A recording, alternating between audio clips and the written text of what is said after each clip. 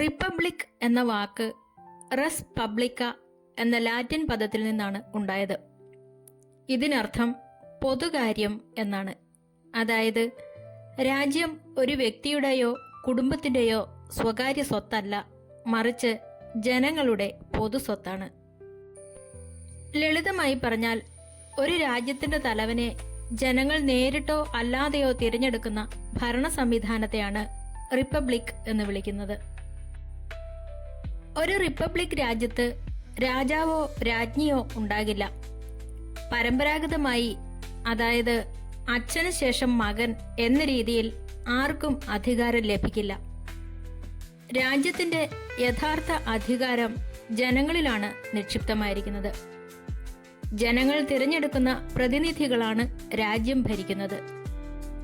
ജാതി, മത, ലിംഗ ഭേദമന്യേ രാജ്യത്തെ ഏത് സാധാരണ പൗരനും നിയമപരമായി പ്രസിഡന്റ്, പ്രധാനമന്ത്രി ഉൾപ്പെടെയുള്ള രാജ്യത്തിന്റെ ഏറ്റവും ഉയർന്ന പദവികളിൽ എത്തിച്ചേരാൻ അവകാശമുണ്ട്. രാജ്യം പ്രവർത്തിക്കുന്നത് ഒരു പ്രത്യേക ഭരണഘടനയുടെ അടിസ്ഥാനത്തിലായിരിക്കും. ഭരണാധികാരികൾക്ക് പോലും ഭരണഘടനയ്ക്ക് മുകളിൽ അധികാരമുണ്ടാകില്ല. ഇതൊക്കെയാണ് റിപ്പബ്ലിക് എന്നതുകൊണ്ട് അർത്ഥമാക്കുന്നത്. 1947 ഓഗസ്റ്റ് 15 ഇന്ത്യക്ക് സ്വാതന്ത്ര്യം ലഭിച്ചെങ്കിലും കൃത്യം 2 വർഷവും 5 മാസവും കഴിഞ്ഞ് 1950 ജനുവരി 26 ഇന്ത്യ ഒരു റിപ്പബ്ലിക് ആയി മാറിയത്. ഇതിലേക്ക് നയിച്ച പ്രധാന സാഹചര്യങ്ങളും കാരണങ്ങളും എന്താണെന്ന് നോക്കാം. സ്വാതന്ത്ര്യത്തിന് മുൻപ് തന്നെ 1946 ഡിസംബറിൽ ഭരണഘടനാ നിർമ്മാണ സഭ രൂപീകരിക്കപ്പെട്ടു. ഡോക്ടർ രാജേന്ദ്ര പ്രസാദ് ആയിരുന്നു ഇതിന്റെ അധ്യക്ഷൻ.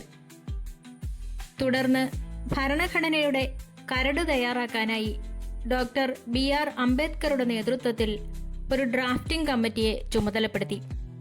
അതുകൊണ്ടാണ് അദ്ദേഹത്തെ ഇന്ത്യൻ ഭരണഘടനയുടെ ശില്പി എന്ന് വിളിക്കുന്നത്. ഭാരതത്തിന്റെ വൈവിധ്യങ്ങളെയും ജനങ്ങളുടെ അവകാശങ്ങളെയും പൂർണ്ണമായി ഉൾക്കൊള്ളുന്ന ഒരു ഭരണഘടന നിർമ്മിക്കാൻ 2 വർഷവും 11 മാസവും 18 ദിവസവും സമയമെടുത്തു. 1949 നവംബർ 26 ഭരണഘടനാ നിർമ്മാണ സഭ ഈ ഭരണഘടന ഔദ്യോഗികമായി അംഗീകരിച്ചു.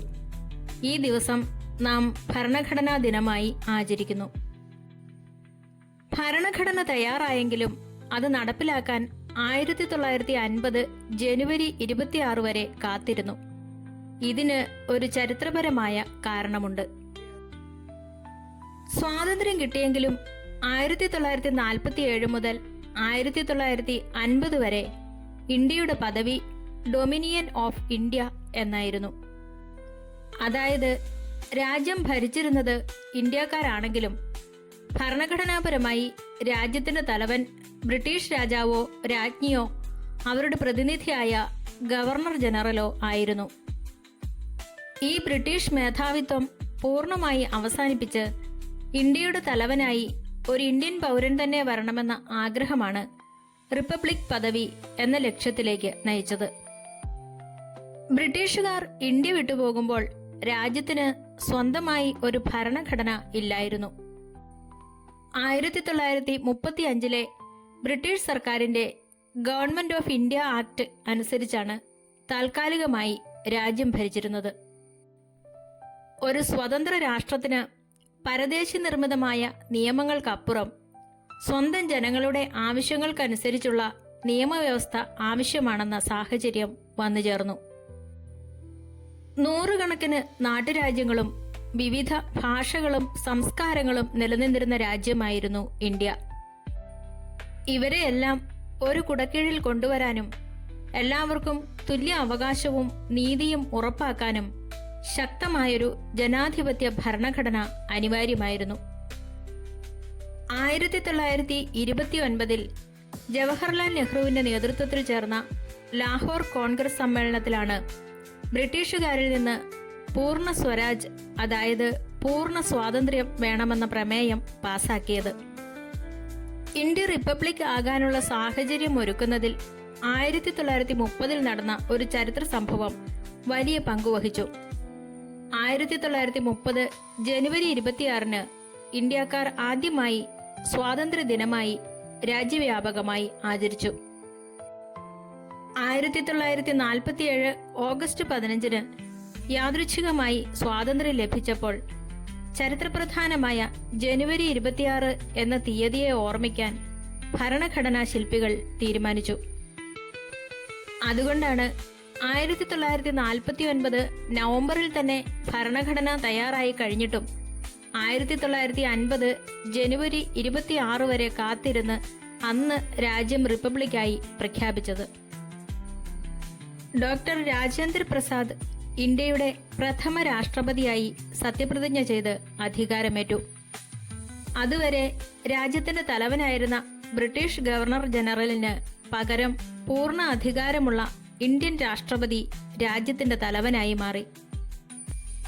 ഇന്ത്യ പൂർണ്ണ അർത്ഥത്തിൽ ഒരു പരമാധികാര ജനാധിപത്യ റിപ്പബ്ലിക്കായി പ്രഖ്യാപിക്കപ്പെട്ടു. അതായത് രാജ്യം ഭരിക്കേണ്ടത് ജനങ്ങളാൽ തിരഞ്ഞെടുക്കപ്പെട്ട പ്രതിനിധികളാണെന്ന് ഉറപ്പുവരുത്തപ്പെട്ടു. ബ്രിട്ടീഷ് രാജ്ഞിയുടെ ഭരണപരമായ സ്വാധീനം പൂർണ്ണമായി ഇല്ലാതാക്കാനും ഭാരതത്തിലെ ജനങ്ങൾക്ക് പരമാധികാരം നൽകാനും ഡോക്ടർ BR അംബേദ്കറുടെ നേതൃത്വത്തിൽ നിർമ്മിച്ച ഭരണഘടന യാഥാർത്ഥ്യമാക്കാനുമുള്ള സാഹചര്യങ്ങളാണ് ഇന്ത്യയെ ഒരു റിപ്പബ്ലിക് രാജ്യമാക്കി മാറ്റിയത്. ഭാരതം ഒരു പരമാധികാര ജനാധിപത്യ റിപ്പബ്ലിക്കായി മാറിയത് ഇന്ത്യൻ ചരിത്രത്തിലെ സുവർണ ലിപികളാൽ എഴുതപ്പെട്ട ഒന്നാണ്. 1947 ഓഗസ്റ്റ് 15 നമുക്ക് സ്വാതന്ത്ര്യം ലഭിച്ചെങ്കിലും സ്വന്തമായി ഒരു ഭരണഘടന നിലവിൽ വരുന്നതുവരെ രാജ്യം ബ്രിട്ടീഷ് രാജ്ഞിയുടെ ഭരണത്തിന് കീഴിലുള്ള ഒരു ഡൊമിനിയൻ പദവിയിലായിരുന്നു. അങ്ങനെ സ്വന്തമായൊരു ഭരണഘടനയുടെ തണലിൽ ഭാരതത്തിലെ ഓരോ പൗരനും തുല്യനീതിയും അവകാശങ്ങളും ഉറപ്പാക്കിക്കൊണ്ട് ഇന്ത്യ ലോകത്തിലെ ഏറ്റവും വലിയ ജനാധിപത്യ റിപ്പബ്ലിക്കായി മാറി. എല്ലാ വർഷവും ജനുവരി 26 നാം ഈ ചരിത്ര മുഹൂർത്തം റിപ്പബ്ലിക് ദിനമായി രാജ്യം മുഴുവൻ വിപുലമായി ആഘോഷിക്കുന്നു. ഒരു റിപ്പബ്ലിക് രാജ്യത്തിന്റെ പ്രധാന സവിശേഷതകൾ രാജഭരണമില്ല, പരമാധികാരം ജനങ്ങൾക്ക്, തുല്യ അവകാശം എന്നിവയാണ്. എന്താണ് ജനാധിപത്യവും റിപ്പബ്ലിക്കും തമ്മിലുള്ള വ്യത്യാസം എന്ന് ഉദാഹരണ സഹിതം മനസ്സിലാക്കാം. ഇന്ത്യ ഒരു ജനാധിപത്യ റിപ്പബ്ലിക്കാണ്. കാരണം ഇവിടെ ജനങ്ങൾ ജനപ്രതിനിധികളെ തിരഞ്ഞെടുക്കുന്നു. ഒപ്പം രാജ്യത്തിന്റെ തലവനായ രാഷ്ട്രപതിയെയും തിരഞ്ഞെടുക്കുന്നതാണ്. ബ്രിട്ടൻ ജനാധിപത്യമാണ്, പക്ഷേ റിപ്പബ്ലിക് അല്ല. അവിടെ ജനങ്ങൾ പ്രധാനമന്ത്രിയെ തിരഞ്ഞെടുക്കുന്നുണ്ടെങ്കിലും രാജ്യത്തിന്റെ തലവൻ ഇപ്പോഴും പരമ്പരാഗതമായി വരുന്ന രാജാവോ രാജ്ഞിയോ ആണ്. ഇതിനെ കോൺസ്റ്റിറ്റ്യൂഷണൽ മൊണാർക്കി എന്ന് വിളിക്കുന്നു.